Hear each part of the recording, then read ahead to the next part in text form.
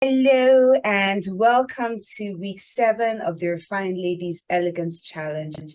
I am so excited. I cannot believe it's been 7 weeks. Well, technically, it is 8 weeks because we took 1 week to recalibrate and to consolidate and to get started on a sustained journey. So, welcome to week 8. But week 7 of the challenge. And this week is the week that culminates everything. Now, for those who are just joining, my name is Lady Bodam. I'm the founder of the Refined Lady Movement and the Refined Lady School, which is a global institute to help leading ladies such as yourself step into who they were created to be as women, become more elegant, more sophisticated, and more refined so they can live lives of impact and purpose. And I'm really excited to be going on this journey with you. Over the past 6 weeks, we have been discovering different aspects of ourselves and different habits that we could incorporate into our everyday lives so that we become more refined women. We started off by slowing down our morning routines. And for those who haven't watched that video, I strongly recommend you go a few videos back and check that one out. We slowed down a lot of routines, actually. We slowed down our morning routines, we slowed down our speech, we slowed down our writing, even though someone messaged me, she said, Lady Bodam, I agree with everything you said. I'm going to slow down everything, but my writing, no. And that's okay. You can take what works for you. That's the beauty of being on this elegance journey. So we slowed down a couple of things, and I'm going to look at my notes just here to see what else we decided to do. In week 2, we went into the power of scents, and I love scents. I love perfume. I love my diffusers. I love candles. So if you want to send me a gift, send me scents. So we went into what we can do with different types of scents. And I shared in that particular week some of the scents I have in my own home for different things. So I have a scent a candle I light when I want to start work because the smell just puts me in that work frame of mind. I have a candle I light as part of my bedtime routine, again, because it just calms me down and it has different notes that just make me know, yes, it's time for my evening ritual. I have a diffuser for my bathroom. I have particular always on scent in my bedroom. Whatever. We spoke all about scents, and I also encourage you to go and look for that email, look for that video, and watch scents. Let's see, what do we do? In week 3, we decided to exchange chewing gum for mint. And a number of women emailed me this week to say, Lady Bodam, you have hit something here. I didn't think I could do it. I stopped chewing gum officially as I entered into this year. I decided I didn't want a picture to be taken of me, and my mouth was like that. Right? And sometimes we just lose ourselves with chewing gum. I said a better way to freshen my breath or to stay awake or whatever other reason you have for chewing gum is to exchange gum with mints. In week 4, we watched our words.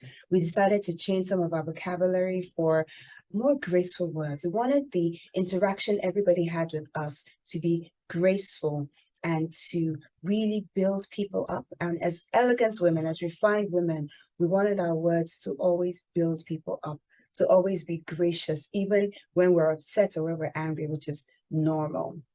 So that's what we did in week 4. In week 5, we decided to infuse elegance into our everyday meals, and that was really beautiful. I had people reaching me just saying, Lady Bodam, I'm so excited to get this started. People are sending me pictures of some of the things they've done in their homes to elevate how they have meals and how they enjoy meals in their home. Some people sent me WhatsApp messages, and it was just so precious. It was precious as we elevated the elegance and infused elegance into our meals. In week 6, drum roll, it was a 3-in-1 type of week, and we incorporated elegant habits. And it was 3 things. What are you reading? What are you listening to? And what are you watching? And someone I know put in the comment section of that particular video some things about what she was reading, and I'm going to check that out. And I think I also gave a movie recommendation that came from one of my coaches. I love it a lot. I watch it a few times and I think, today's a holiday. I just might delve into it again today. So, what are you listening to? What are you reading? And what are you watching as an elegant lady? So you can expand your mind, expand your mindset, expand your worldview. That was an amazing thing as well. And in this week, week 7, elegant drum rolls. We are all about blessing people with grace. Blessing people with grace. And what do I mean about this?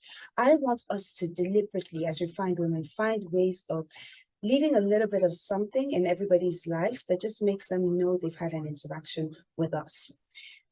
I'm going to put this in practical terms. Now, yesterday I was in the hospital to visit a goddaughter of mine and her brother, and a few of them were ill in the family. And as soon as her mom told me, I said, no, I have to go to the hospital to visit them. Now, the me of a few, I don't know, years ago or a few months ago, I mean, just really followed up really closely because I love them with all my heart. But the woman that I am now, realizing that some things really matter to people, and I'm determined to bless the people that I love with grace and with the power of my presence, I decided to show up. I spent most of the afternoon with them, just being there and, just chatting and catching up. And I gave a gift as well, just to know that they were on my heart as much as, as much as they were really on my heart. So I want to encourage us this week. Can we look for opportunities to give gifts to people? If you are going to visit someone, can you take a little gift? It could be a tiny fruit pack. It could be flowers, or if flowers are too expensive, fruits are not. You can get fruits across any budget, literally. You can get chocolates if you want, something for the kids. You can get something for the home. You might see a little painting you like or a little figurine. You can buy that. You can get juices, right, to take to someone's home. Can I encourage us, because remember, I am also going on this journey with you, can I encourage us this week in particular that we bless people with our gifts? We freely give, not expecting to receive anything in return. So even if it's a little people, your domestic staff, for example, your security guards, your whoever, your chauffeurs or your drivers, whoever it is in your life, how can we bless people with grace? So you can choose to give gifts. The other thing you can choose to do is to really listen when people are speaking to you. And that means being present in the moment, away from our cell phones, away from our beeping emails, away from our WhatsApp messages. And honestly, I don't know if it's just me. Sometimes I feel like flushing my WhatsApp down somewhere and just never having to have it again, right? It's a great tool, but at the same time, it could drive me really crazy because it pulls me in different ways. So how can you be present and gift people with the power of your presence? So when you are there, be there. Look into people's eyes, hold their hands if you have to, and just be there for the few moments that you are. If you're asking someone, how are you doing today? Don't be like, so how are you doing today? You're scrolling through something else. Really be with the people that you've committed to being with, right? So we're blessing people with the power of our gifts. We're blessing people with the power of our presence. And I want us to bless people with the power of our help. And what does this mean? We ask people, what can I do for you?